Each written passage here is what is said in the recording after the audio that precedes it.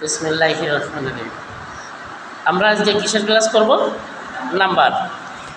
Number কাকে বলে আমাদের প্রথম সেটা জানতে হবে নাকি? তাহলে এক বা একাধিক ব্যক্তি বস্তু বোঝাতে নাউন বা প্রোনাউনের যে পরিবর্তন হয় তাকে নাম্বার বলে। এক বা একাধিক ব্যক্তি বস্তু বোঝাতে নাউন বা প্রোনাউনের যে রূপ পরিবর্তিত হয় তাকে নাম্বার বলে। নাম্বার কত প্রকার? নাম্বার দুই প্রকার, singular number, plural number. Number কত প্রকার? দুই প্রকার, singular number, plural number. Singular number কোনটা? নাউন বা প্রোনাউনের যদি একটি মাত্র সংখ্যা আমরা বোঝাই, নাউন বা প্রোনাউন এর যদি একটি মাত্র সংখ্যা আমরা খুঁজে পাই তাহলে সেটাকে সিঙ্গুলার নাম্বার হবে। নাউন বা প্রোনাউনের একটি মাত্র সংখ্যা যদি আমরা পাই সেটা হলো সিঙ্গুলার নাম্বার। এটা হলো মৌখিকভাবে বোঝানো হলো। তার সংখ্যাটা বলতে গেলে একটু ভালো করে বলতে হয়। সংখ্যাটা বলতে গেলে একটু ভালো করে বলতে হয়। সেটা কি হতে পারে? নাউন বা প্রোনাউন দ্বারা একজন ব্যক্তি, একটি বস্তু বা একটি প্রাণীর সংখ্যা যদি বোঝায় থাকে সিঙ্গুলার নাম্বার বলে। আমরা সিঙ্গুলার নাম্বার কাকে বলে? যে নাউন বা প্রোনাউন দ্বারা একজন ব্যক্তি, একটি বস্তু অথবা একটি প্রাণী সংখ্যা বোঝায় তাকে সিঙ্গুলার নাম্বার বলে। সিঙ্গুলার নাম্বার বলে। যেমন একটা উদাহরণ দাও সারা। অ্যান অ্যান্ট একটি পিঁপড়া। এ বাস একটি গাড়ি। দ্য ডে অথবা a day, the day or a day. The day হলো দিনটি, যে কোনো একটি দিন, আর এ ডে হলো একটি দিন। এখন প্লুরাল নাম্বার কী করে আমরা খুঁজে বের করবো? প্লুরাল নাম্বার খুঁজে বের করবো কী করে? প্লুরাল যে নাউন বা প্রোনাউন দ্বারা দুই বা দুইয়ের বেশি, যে নাউন বা প্রোনাউন দ্বারা দুই বা দুইয়ের বেশি ব্যক্তি, বস্তু বা প্রাণীর সংখ্যা বোঝায় তাকে প্লুরাল নাম্বার বলে। যে নাম্বার দ্বারা দুই বা দুইয়ের বেশি ব্যক্তি, বস্তু বা প্রাণীর সংখ্যা বোঝায় তাকে প্লুরাল নাম্বার বলে। এখন আমাদের নাম্বারের ভিতর করণীয় কী জিনিস?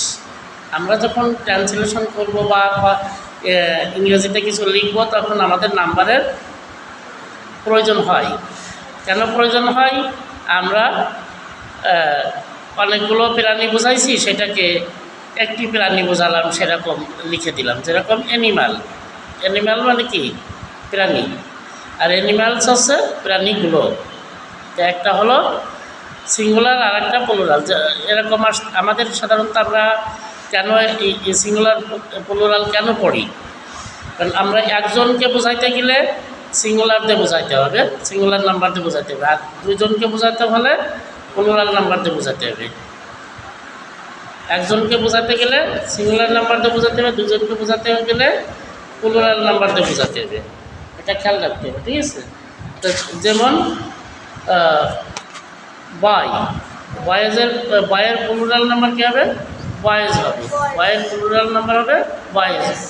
বয় ছিল BOY, বয় বললে একটি বালককে বোঝায়, আর বয়েজ বললে পুরা বালককে বোঝায়।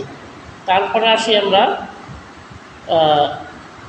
দেখো আমাদের তারপরে আসি ডেতে হচ্ছে DAY, ডে। আর DAYS, ডেজ হচ্ছে অনেকগুলো দিন। ডে হলো একটি দিনকে বোঝায়, আর ডেজ হলে অনেকগুলো দিনকে বোঝায়। মানকি, বানর। মানকি বানান কি? MONKEY, মানকি বললে একটি বানরকে বোঝায়, আর যদি মানকিস বলি তাহলে অনেক বালককে বোঝায়। তো নাম্বার আমরা যদি সব কিছুর মূলে হচ্ছে আমরা ট্রান্সলেশন বা ফ্রি হ্যান্ড রাইটিং লেখার জন্য এগুলো আমাদের লাগে। ট্রান্সলেশন অথবা ফ্রি হ্যান্ড রাইটিং লেখার জন্য এগুলো আমাদের কাজে লাগে। আমি অনেকগুলো ছেলে ট্রান্সলেশন করছি যে বালকগুলো খেলা করে। আমি যদি দ্য বয় লিখি তাহলে একটি বালক হবে, the boy plays, the boy plays, বালকগুলো খেলা করে। তা এটা কি আমার নাম্বার কি ঠিক থাকলো? বালকগুলো, বালকটি খেলা করে, বালকটি খেলা করে, দ্য বয় প্লেস। আর বালকগুলো খেলা করে, দ্য বয়েজ, বয়েজ প্লে হবে, বয়েজ প্লে হবে। সেখানে প্লেস দিলে, প্লেস কোথায় বসে? ভার্বের শেষে এস বা এস বসে কোথায়? যদি কর্তা যদি থার্ড পারসন সিঙ্গুলার নাম্বার হয়, সাবজেক্ট যদি থার্ড পারসন সিঙ্গুলার নাম্বার হয়, তাহলে একটা লেস টানলে মাথা আসে, একটা কথা আছে না, সেরকম আমাদের গ্রামার পড়াতে গেলে মানে পুরা বেসিক ধারণা না থাকলে আমরা ট্রান্সলেশন বা ফ্রি হ্যান্ড রাইটিং লিখতে পারবো না।